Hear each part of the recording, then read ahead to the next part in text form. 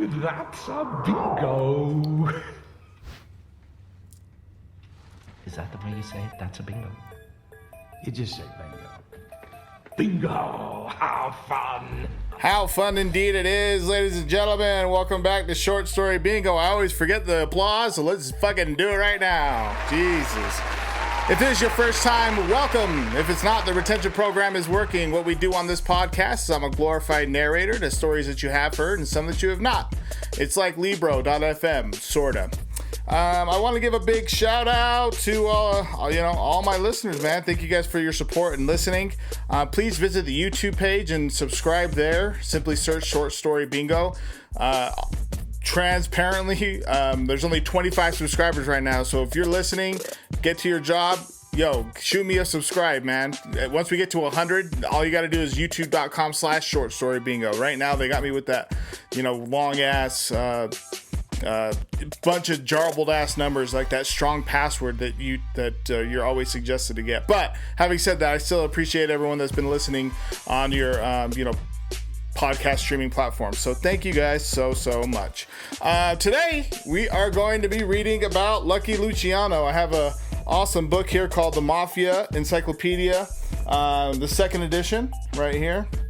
I've had this book since almost 20 years is how long I've had this thing. So I'm super excited to read about it. And Charles Lucky Luciano, 1897 to 1962. So we'll get a little bit of information on his life. George let me know that he was in Boardwalk Empire. I didn't know that. I haven't watched that show, but I'm super game to do that. And it also gave me a reason to be able to play a lot of these fucking Goodfellas things today, so we're playing those, Yeah, what the fuck is so funny about me? All right, this episode of the podcast, of course, is sponsored by Extraterrestrial Media. Please visit extratmedia.com. If you need to film a music video, record an audio single, or get a drone shot of your business or home, need consultation for a project, and much more, visit extratmedia.com. They have a range of services to help any of your media needs. We're also partnered with Libro.fm.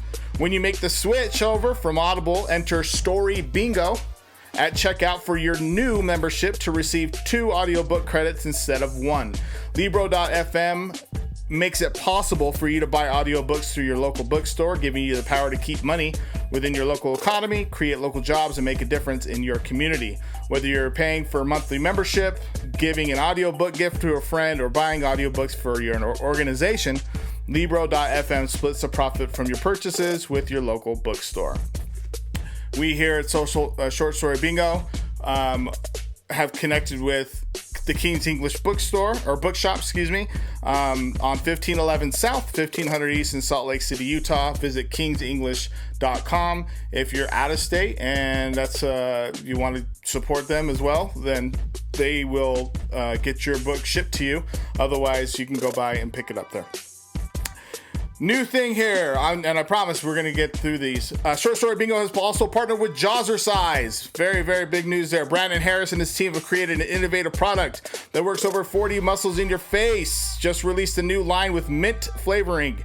The Total Transformation Pack will ensure you see the results you are looking for. Visit jazzercise.com and at checkout, enter Story Bingo for 60% off your entire order. Very excited about that. Make sure to like, follow, and subscribe on Twitter and Instagram.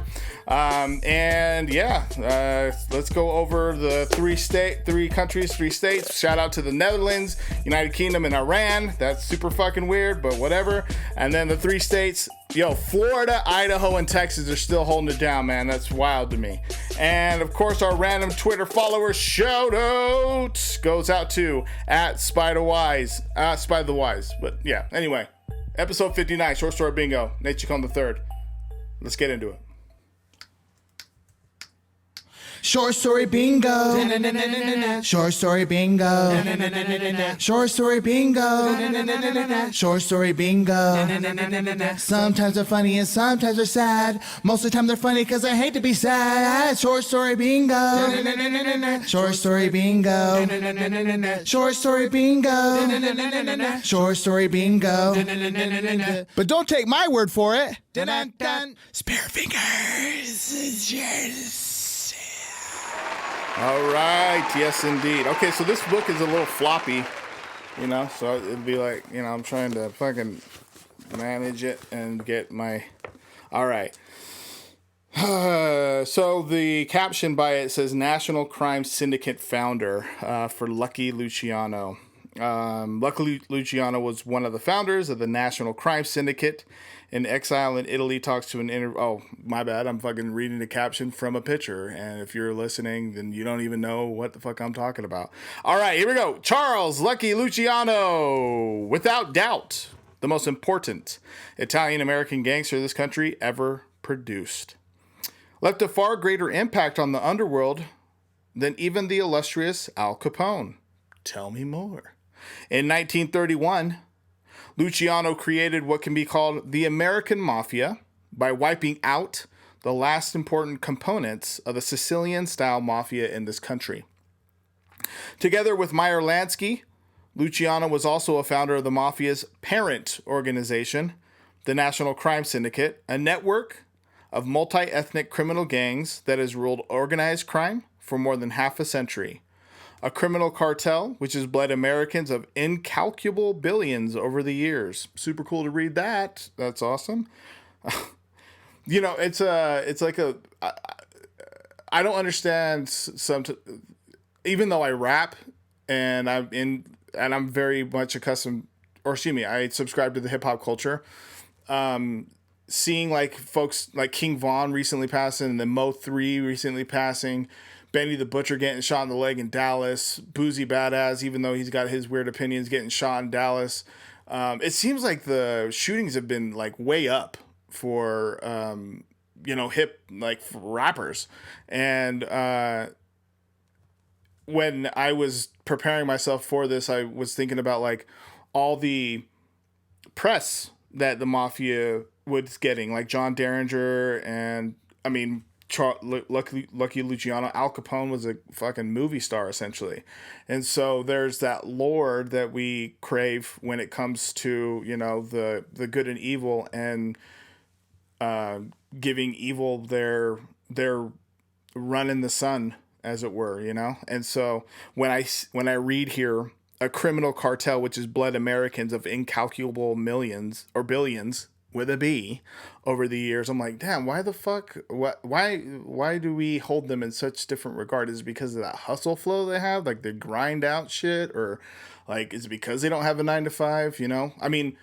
There's a lot that goes into it, but I'm just always particularly very conscientious about like, okay, well, they're not like awesome people as far as what their ethics are, and that could be said for a lot of people, but they're gangsters, man. They cut corners, they fucking rub people out, pause, but they do, they do some wild shit to make sure that they get their capital. I don't know, America's a funny place. The world's a funny place. So anyway, Luciano was born Salvatore Lucania, Lucania. Sure, I messed that up. Near Palermo in Sicily. So he was born in Italy, all right, and was brought to this country in 1906. In 1907, he was 9 years old then because he was born in 1897. Okay, in 1907, he logged his first arrest for shoplifting. During the same year, he started his first racket. 10 years old, dog! Yo, we are fucking starting a racket at 10. Funny. What the fuck is so funny about me? That's crazy. Tell me what's funny. For a penny or two a day, Luciano offered younger and smaller Jewish kids his personal protection against beatings on the way to school. If they didn't pay, he beat them up. One Runtry kid refused to pay. A thin little youngster from Poland, Meyer Lansky. Luciano attacked him and was amazed when Lansky gave as good as he got.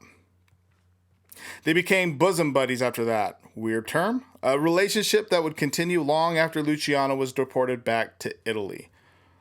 By 1916, Luciano was a leading member of the 5 Points gang and named by police as the prime suspect in a number of murders. 1916, so he's 19 years old, about to be 20. Yeah. His notoriety grew through his through his teen years, as did his circle of underworld friends. By 1920, so he's 23 now, Luciano was a power in bootlegging rackets. In cooperation with Lansky and his erstwhile partner Bugsy Siegel, and had become familiar with Joe Adonis, Vito Genovese, and most important among Italian gangsters, Frank Costello. These are all names that, if you don't know who they are, look them up, or, I don't know, YouTube, like, any of their names. So I'll say to Joe Adonis, Adoins, Vito Genovese, Genovese, and Frank Costello. Super interesting cats. See? You see what I just did? Super interesting cats because they're fucking gangsters. I don't know how to turn that shit off. There's a weird dichotomy there. I'm like, yeah, super fucking cool cats. Okay. Anyway. Luciano was amazed by the old line mafiosi who counseled him to stay away from Costello, the dirty Calabrian. But Costello led Luciano astray by ritual mafioso standards, by introducing him to other ethnic gangsters like Big Bill Dwyer and Jews like Arnold Rothstein, Dutch Schultz, and Dandy Phil Castle. Luciano was much impressed by the way Costello bought protection from city officials and the police, which Lansky had already been telling Luciano was the most important ingredient in any big-time criminal setup. Oh, Jesus, excuse me. Rather than heed the admonitions of Mustache Pete's, such a dope name, Mustache Pete's, Luciano believed instead the old line mafiosi were the problem and should be eliminated. So he's like, yo, man, I'm going to just take this shit out. Although he maintained separate ties with Lansky, Luciano, by the late 1920s, had become the chief aide in the largest mafia family in the city, that belonging to Giuseppe, Joe the Boss, Masseria. Luciano had nothing but contempt for Joe the Boss's old world ways, with its mumbo-jumbo of the Sicilian mafia that stressed respect and honor for the boss and distrust and hatred for all non-Sicilians. In Luciano's opinion, Masseria's prejudice against other gangsters, Sicilian as well as non-Sicilian, created an unconscionable obstacle to making real profits. Joe the Boss passed up extremely lucrative deals by fighting gangsters with whom he could have cooperated for their joint benefit. And Joe the Boss was more intent on waging otherwise long-forgotten feuds with fellow Sicilians based on which town or village they had come from than he was on making money. In 1928, the Castello Marise War erupted between the numerous forces of Joe the Boss and those of a fast-rising mafioso in New York, Salvatore Maranzano. Over the next 2 years, dozens of gangsters were killed. I was expecting that number to be a lot higher than just dozens, What, like 24? How many dozens? Put a number next to that, Just playing, just joking.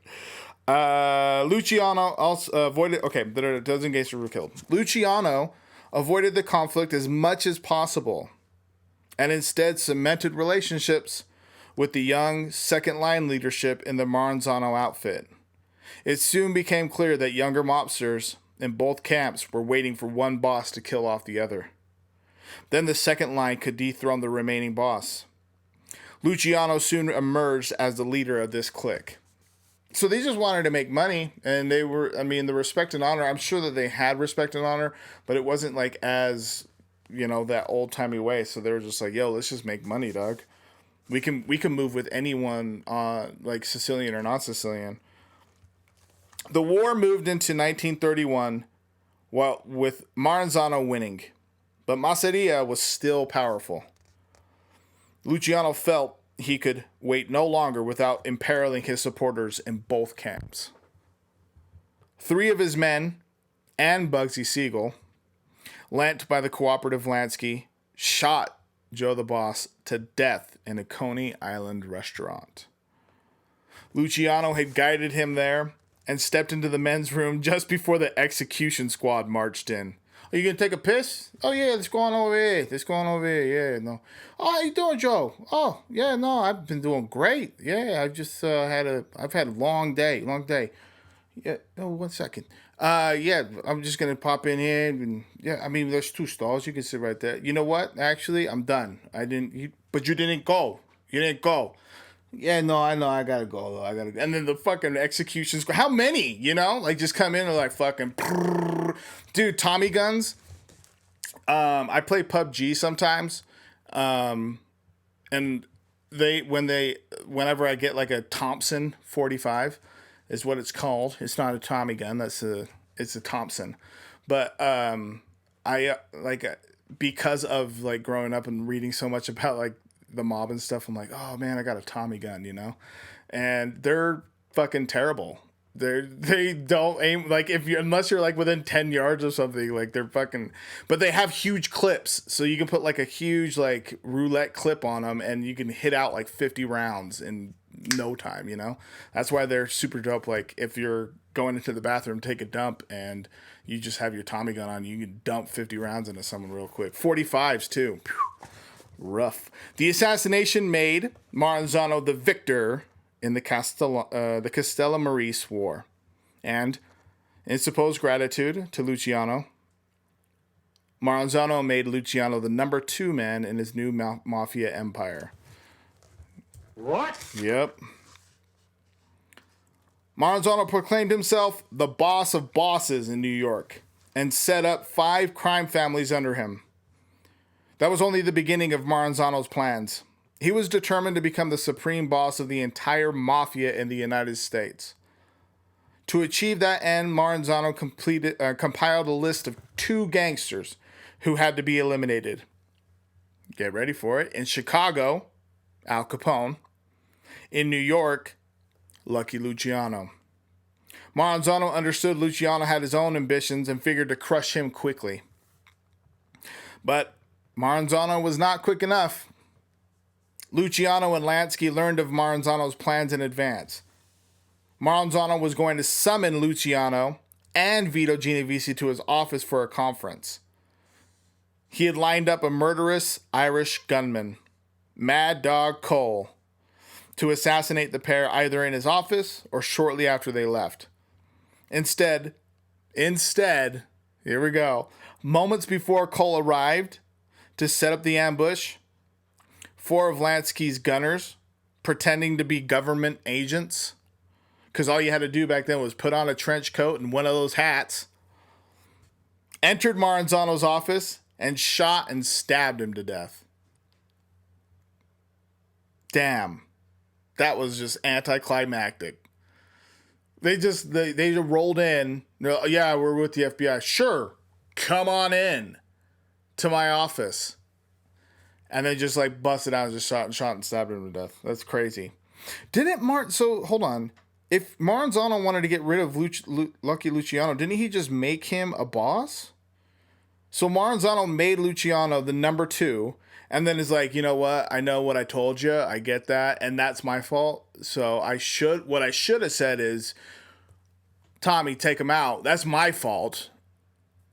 And then ends up dying because his plans get leaked out. That's that shit that they were talking about just at the beginning of this, that they didn't want to work with other people. That's wild. I mean, shit comes back. In a very real sense, Maranzano's death finished the old mafia in the United States. Called it. It has long been rumored that Luciano followed up that day with 40 or 60 or 90. Very disparaging fucking, that's not even a ratio, 40, 60, 90, 1,000. Other assassinations in an operation given the vivid name of the Night of the Sicilian Vespers. Damn. But this was utter nonsense. No list of victims was ever compiled, and actually no deluge of killings was necessary. During the late 1920s, many of the old-timers had either died naturally or been assassinated by young Turks of the same persuasion as Luciano. And since about half of all Mafia strength was centered in the New York, New Jersey area, the key killings to oust the old line were simply those of Joe the Boss and Maranzano. The remnants of the old Mafia were incorporated in a new national crime syndicate, a more open society that combined all the ethnic elements of organized crime. The new syndicate included such important mobsters among its governing directors as Lansky, Joe Adonis, who I mentioned, Dutch Schultz, Louis Lepke, and Frank Costello. There is no way the organization could have been Mafia dominated. It is actually possible that Jewish gangsters may have outnumbered the Italians. What? What? What? That's crazy. The boss of bosses position was eliminated in the syndicate. All right? Although, in fact, the boss of bosses position was eliminated in the syndicate. Although, in fact, Luciano became the boss in everything but name in the Mafia division. Luciano's original idea was to drop the whole Mafia setup, but Lansky prevailed upon him to keep it, as much to keep the peace as to recognize the substantial Italian subculture and crime. Dude, was like, this is something I was thinking about too. Like, does Italy like just have like the highest crime rates like that's ever been? Like, the Italian subculture and crime, like, is everyone in a mafia in Italy? And then when they came here, like, yeah, we're just Italians and we're just all in gangs. Like, that's all we do. Even when at funerals, we're still in gangs. Like, we're just in gangs all the time. We have gang weddings. We have gang book clubs. But do you know what I'm saying? Like, this, like, it makes me think like how rampant is the crime rate in Italy for that to be like part of their subculture or whatever. Because being Mexican, for the majority of the Mexicans I know, they don't like subscribe to the cartel. They don't like, oh yeah, fuck, it's part of what was part of us, it's what we do. Nah, man. So I don't know. It's wild to me. Luciano agreed, and in time discovered that maintaining an American brand. Yo, dude, this sounds like a business, dog. Luciano agreed, and in time discovered that maintaining an American brand mafia, gave him a power base that protected him from any wars among other ethnic elements. Similarly, Lansky could not be seriously threatened by Jewish or other mobsters because they knew he had mafia troops he could call on. The syndicate moved to control bootlegging, prostitution, narcotics, gambling, loan sharking, and labor rackets. Labor rackets, insert Jimmy Hoffa, like the unions. Independent gangsters could have the rest, which in profit meant practically nothing. Luciano was now at the top. A dandy dresser and well-known sport on Broadway. He looked menacing, however, thanks to a famous scarring he had received in 1929 when knife-wielding kidnappers severed the muscles in his right cheek, leaving him with an evil droop in his right eye. Damn, I didn't know that. Because you've seen the picture of him and it's like his cheek is like just a droop like this, So he got knifed. Through the years, Luciano told many stories of the incident. I'm sure fucking tall tales too, just like not even true. So we're gonna go through like fucking 4 of them probably right now. He once claimed he was kidnapped by drug smugglers who, eager to hijack it, wanted intelligence about a big shipment that was coming in. Or he was nabbed by rival gangsters, including Maranzano himself, and rogue cops who tortured him to get information. Or he was kidnapped by a policeman and his sons because he had taken advantage of the cop's daughter. Just whatever the tale, he had survived a ride. something few gangsters had. There was a great popularization of his nickname of Lucky. In 1936, so at this point he's 40 years old, 39. Luciano's doom year as a free power in the American underworld is about to go down. Special prosecutor Thomas E. Dewey convicted him on compulsory prostitution charges. Thomas Dewey, why does that sound familiar? Thomas Dewey, let's look him up really quick. I want to look up who Thomas Dewey is. I swear, isn't he's like in a movie or like a movie about him? Let's see, Thomas Dewey, Campaign. Yeah, Thomas was an American lawyer, prosecutor, and politician. That's what it was. Okay, that's what it was. He was a Republican. Go figure that. All right. So he caught him. And it was on prostitution. They always get caught for something else too, you know? It's not like for doing mob shit. It's because they didn't... Or tax evasion is always like the biggest one, you know? Like, you don't pay your taxes. I fucking pay my taxes, dude. I pay my fucking taxes. Yeah, you haven't for like ever. Never have paid your taxes. So if you don't have, $1.8 million now, then you're just going to get locked up. And then they lock him up. That's how Al Capone, right?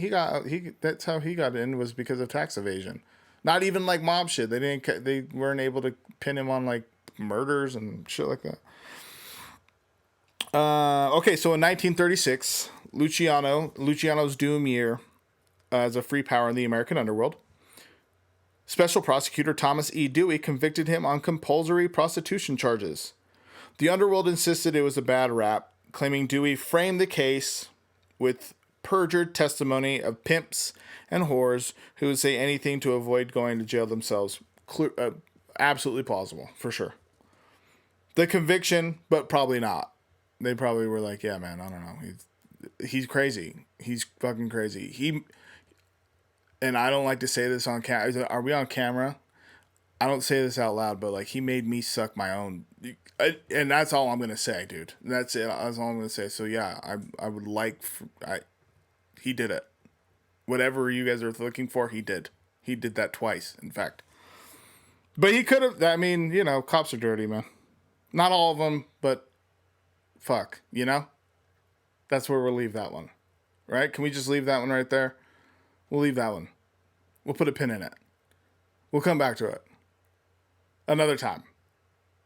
Okay. The conviction, from Luciano's viewpoint, was somewhat ironic. In 1936, Dewey was making life miserable for Dutch Schultz and his operations. The Dutchman went before a board meeting of the syndicate calling for Dewey's execution. Damn. Luciano opposed the insane idea, which would obviously only produce more heat. When the adamant Schultz stormed out, saying he would go ahead on his own, Luciano obtained a contract on Schultz. It was carried out. Luciano, Dewey's benefactor, got 30 to 50 years on the prostitution charge. Far tougher than any other such sentence in legal history. Nevertheless, he continued to maintain active leadership of the syndicate from behind bars. He was doing that razor blade in Goodfellas when they're doing the fucking cutting the garlic, and it's just like those little. I think I like ASMR, so in that little tiny scene when he's like cutting those perfect little slices, oh my god, it makes my heart fucking happy. But that's what he was doing. He was eating fucking good in the jail hood. In 1946, Luciano was paroled for what was described by Governor Dewey as his wartime services to the country. What? It was evident that Luciano did order the mob to help in tightening wartime security on the New York docks. Okay. Oh, wartime. Yeah, World War II. Additional later claims that Luciano... Additional later claims that Luciano was instrumental in enlisting the Mafia in Sicily to aid the Allied invasion of the island are more debatable. Okay. When he was released in 1946, Luciano was deported to Italy. He sneaked back to Cuba later that year to run the American syndicate from that offshore island. From Cuba, Luciano approved the execution of Bugsy Siegel for looting the syndicate's money in building the Flamingo Hotel in Las Vegas. George, you mentioned that he went to yep, so this is probably where we're going to get into that. But government agents soon discovered Luciano's presence in Cuba, and he was forced to return to Italy, where he continued to issue orders to the States and got his monthly cut of syndicate revenues delivered by special couriers, including Virginia Hill. With the assassination of Albert Anastasia in 1957 and the forced retirement of Frank Costello shortly thereafter, Luciano's influence started to wane. In 1957, he was 60 years old. So, I mean, naturally, that's 60 years old after all that, I'm sure that he was, spent. Vito Genovese even plotted to have him assassinated, but Luciano was still powerful enough to form a plot with Lansky, Costello, and Carlo Gambino, by which Genovese was delivered into the hands of U.S. narcotics agents in a rigged drug deal. Damn, so they didn't even kill him. They just made sure he got behind bars. Near the end of his life, relations between Luciano and Lansky started to sour. Who we're going to read about next week is Meyer Lansky. Luciano felt he was not getting a fair cut of mob income, but having suffered a number of heart attacks, was in no shape to mount a serious protest. Gradually, he began to reveal to journalists his version of many of the past criminal events in the United States, and obviously, some of his revelations were self-serving. In 1962, he died of a heart attack at the Naples airport. Only after his death was Lucky Luciano allowed to come back to the United States, the country he considered his only true home. He was allowed burial in St. John's Cemetery in New York City. And that is just a little bit about Lucky Luciano. So 16 years after he was deported, they said, well, he's dead, so yeah, he can come back now. What? That's, I mean, he headed up so much shit. He did so much, for him to... I don't understand the Cuba thing, as far as how the United States was able to still have him extradited back to Italy. That doesn't make super sense to me, but neither does the Mafia, so I don't know how far I'm going to allow myself to go down any sort of rabbit hole there. Thank you guys so much, though. Episode 59, Short Story Bingo. One more time, mentioned for the top 3 countries: Netherlands, Canada, and Australia. Top 3 states: Florida, Idaho, and Texas. And follow... at Gabino Grimes, at Short Story Bingo, at Extra Team Media, at George Life, at Jawzercise, at Libro FM, and follow yourselves, man. I mean, follow someone cool. Watch a cool motivational video in the morning. Usually they're only 10 minutes long. I don't know why I'm ending like this, but I am. I feel fucking really motivated right now. But I certainly appreciate everyone, and these videos are getting much more into the flow for me, so they will be releasing for sure starting next Friday, on the Friday. We're getting the schedules all set up so that we can make it happen. But as you guys all know, my motto, we had to get this going, so we're working things out as we're doing it, but at least the audio is dropping every single Friday, so I certainly appreciate everyone that's listening. And one more time, if you are listening and have yet to check out the YouTube, please do check it out. We put a lot of time and effort into making this happen for you guys, and super excited for what's to come. So episode 59, Lucky Luciano from the Mafia, Encyclopedia, 2nd edition. Blap, just like that. My name's Nate Chacon III. If this is your first time, welcome. If it's not, the retention program is working. Peace. Dun dun dun. Spare fingers. Cheers.